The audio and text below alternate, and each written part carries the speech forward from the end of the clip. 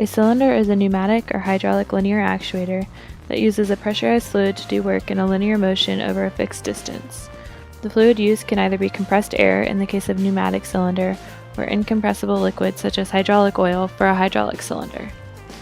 While it is possible to create complex cylinder designs, cylinder operation is quite simple. It relies on the pressurized fluid to be forced into one end of the cylinder, which pushes the piston and piston rod assembly, while the other end is open to allow fluid out.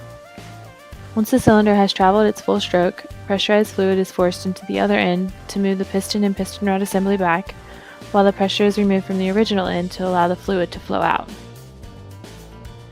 An important early step in determining the design of a cylinder is which type of fluid will be used, compressed air or incompressible liquid.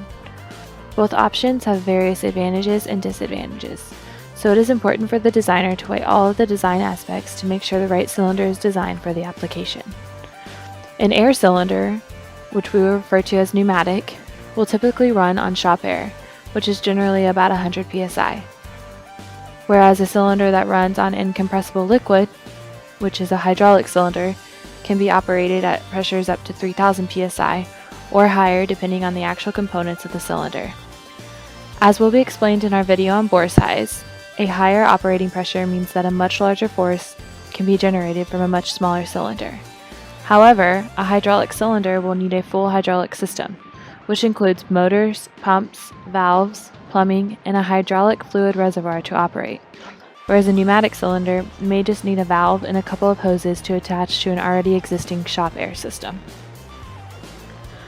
A standard cylinder has 8 main components: head, cap, tube, tie rods, piston, piston rod, rod bearing, and rod packing gland. The cylinder head is arguably the foundation of the cylinder.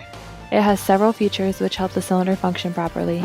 The tube groove locates the cylinder tube and provides a sealing surface for the tube seal. The bearing bore centers the rod bearing within the tube groove to help create straight, fine free motion as the cylinder extends and retracts. The gland screw holes allow for the mounting of the rod packing gland, and the port allows for fluid flow into the cylinder to create the retract stroke of the cylinder. The cylinder cap, often referred to as a blind end of the cylinder, performs similar functions as the head. It has a tube groove allow for aligning and sealing of the tube, and a port to allow fluid flow into the cylinder for the extend stroke. The cylinder tube controls the stroke of the cylinder. The bore of the cylinder is honed to a smooth finish and exact size to allow for a good sealing surface for the piston seals. The ends of the tube are chamfered for tube sealing. The cylinder tie rods hold the cylinder together. On most cylinder mounts, they are threaded into the head and protrude through the cap and are secured and torqued with tie rod nuts. The tie rods work to compress the tube between the head and the cap to create effective sealing of the tube seals.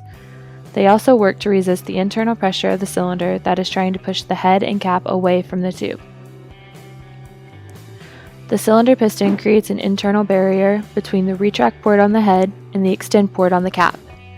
It houses the piston seal, which keeps fluid from bypassing the piston, and it houses the piston bearing strip, which keeps the piston centered in the tube, which works to mitigate alignment and keep the cylinder from binding during operation. As pressure is applied to one side of the piston, it moves from one end of the cylinder to the other, and in turn moves the piston rod. The seal and bearing strip configuration shown here is the standard option. Other piston sealing options are available and discussed in our video on piston seal types. The piston rod transfers the motion of the piston to the center machine that the customer needs moved. It is threaded into the piston and sealed with an O-ring. Most of our cylinders use a set screw installed along the piston and piston rod threads to ensure that the piston will not become unthreaded from the piston rod during operation. The piston rod is precision ground to the desired diameter and then chrome plated for a smooth, corrosion-resistant finish that allows for the rod seal to ensure that no fluid leaks out of the cylinder around the piston rod. The end of the piston rod is threaded to allow the customer to connect their machine to the cylinder, which allows for the cylinder to do work on the customer's machine in both the extend and retract strokes. While this video shows a simple standard male thread on the end of the piston rod, We discuss other available options for the piston rod end in our video on piston rod options. The rod bearing is a bronze ring that is installed into the bearing bore of the cylinder head and supports the piston rod without damaging it as it moves in and out of the cylinder. The outside and inside diameters of the rod bearing are precision machined to ensure that the piston rod is centered in the head of the cylinder to avoid binding during operation. The rod packing gland houses the rod seal and rod wiper for the cylinder. The rod seal is an elastomeric seal that is designed to keep the operating fluid in the cylinder, while the rod wiper is an elastomeric scraper designed to keep the dirt and debris out of the cylinder, which, if ingested into the cylinder, can damage both the seals and metal surface seals. On a standard pneumatic cylinder, the rod bearing and rod packing gland are combined into one piece, which is referred to as a cartridge bushing, which is held in place in the head by the retainer. A cylinder is a simple device, but through careful design, application, and craftsmanship, it can be used as a tool in a complex automated process, or as a lever to move some of the largest equipment on the planet.